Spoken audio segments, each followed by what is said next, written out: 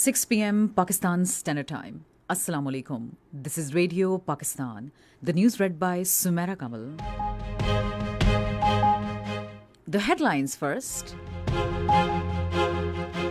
Prime Minister distributed financial assistance checks among families of Christian community affected by violent incidents in Janawala today.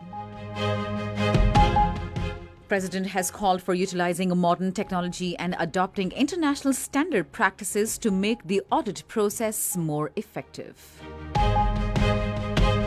Rescue and relief activities in flood-affected districts of Punjab along Sutlej River are in progress as NDMA reports high flood at Sulemanki.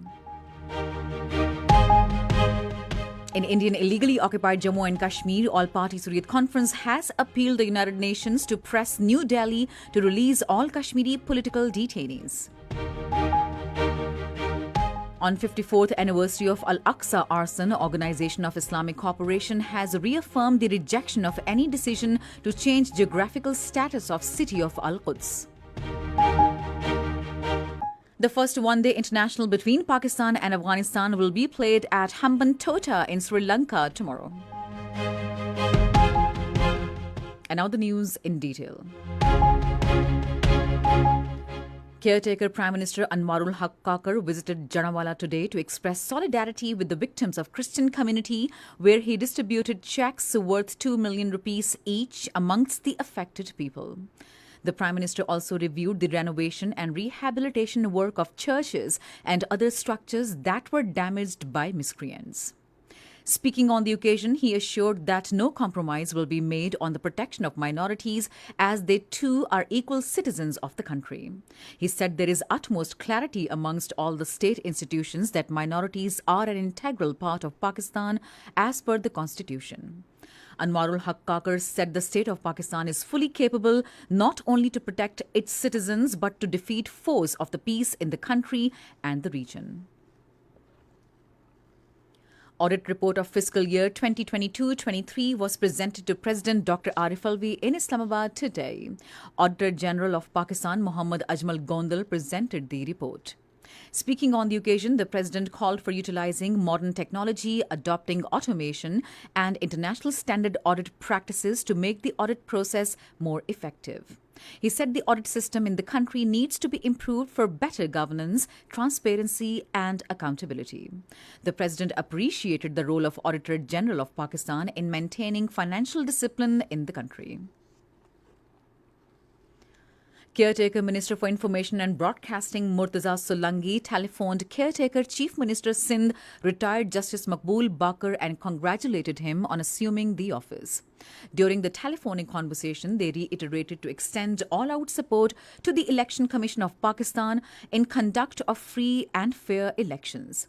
The Information Minister also discussed with the Caretaker Chief Minister the case of slain journalist Jan Mohammad Meher. Pakistan and the European Union have expressed the resolve to increase their cooperation in bilateral and multilateral fields. This came during a meeting of EU Ambassador to Pakistan, Reena Kiyonka, with Caretaker Foreign Minister Jalil Abbas Jilani in Islamabad today. Regional and international issues, matters of mutual interest, and relations between Pakistan and the European Union were discussed during the meeting.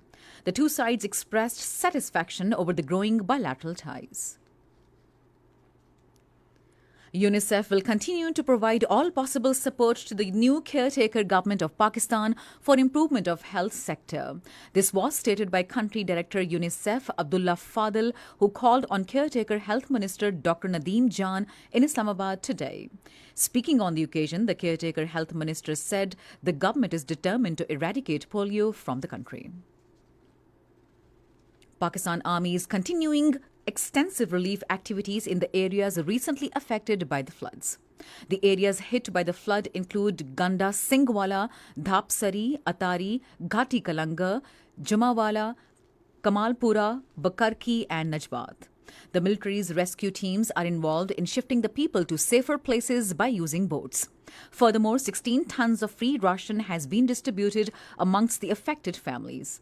These relief packages include essential food items such as flour, pulses, rice, ghee and milk. According to National Disaster Management Authority, Sutlej River at Ganda Singhwala and at Suleimanki River is now at high flood. The Sutlej River at Islam is likely to attain medium-high flood level on Thursday or Friday. Districts at risk include Kasur, Okara, Bahawalnagar, Pakpatan, Vihari, Bahawalpur and Lodhra. With the issuance of timely early warning and proactive engagement of all stakeholders by the NDMA, coordinated evacuation of vulnerable population from low-lying areas adjacent to River Sutlej has been ensured. This is Radio Pakistan. In Indian illegally occupied Jammu and Kashmir, the Modi-led government has stepped up its state terrorism since 5th August 2019 when New Delhi stripped Jammu and Kashmir of its special status. A report released by Research Section of Kashmir Media Service on International Day of Remembrance and Tribute to the Victims of Terrorism today said the troops have martyred over 96,230 innocent Kashmiris and subjected more than 8,000 to custodial disappearance since January 1989. It pointed out that unabated Indian state terrorism has rendered more than 22,962 women widowed and over 107,908 children orphaned. The All-Party Hurriyat Conference, in a statement issued in Srinagar, has appealed the United Nations and international human rights organizations to put pressure on India to release all Kashmiri political detainees, including All-Party Hurriyat Conference leaders and activists stuffed under inhuman conditions in jails of India and the occupied territory. Meanwhile, a strong protest march was taken out in Jammu and against the deceitful tactics being used by Bharatiya Janata Party to fleece innocent Kashmiri people in the occupied territory. North Korean leader Kim Jong-un has witnessed a test of strategic cruise missiles on the East Coast. The state news agency KCNA said today the launch is aimed to verify the compact function of the ship and the feature of its missile system while improving sailors' capability to carry out an attack mission in the actual war. The latest missile test came as South Korea and the United States began the Ulchi Freedom Shield summer exercises today. Organization of Islamic Cooperation has reaffirmed the rejection of any decision to change the geographical or demographic status of city of Al-Quds. On 54th anniversary of Al-Aqsa arson today, the organization in a statement said, "On this painful day, we reaffirm the eternal bond of Muslims with blessed Al-Aqsa Mosque." The statement said the anniversary stresses the need to preserve the legal and historical status of Islamic and Christian holy places in occupied city of Al-Quds, particularly Al-Aqsa Mosque, as a place of worship purely for Muslims only. The OIC also reaffirmed that the city of Al-Quds is the capital of state of Palestine, occupied in 1967.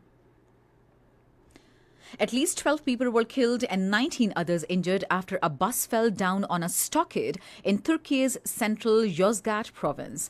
The passenger bus traveling from the province of Sivas to Istanbul went off the road for an unknown reason. China has said that detente between Iran and Saudi Arabia is driving a wave of reconciliation in the Middle East. Chinese Foreign Minister Wang Yi, in a phone call with his Iranian counterpart, Hossein Amir Abdullahian, has pledged to continue the support countries in the Middle East in exploring a development path that suits their own national conditions, strengthening communication and dialogue. The first one-day international of three-match series between Pakistan and Afghanistan will be played at Hambantota in Sri Lanka tomorrow.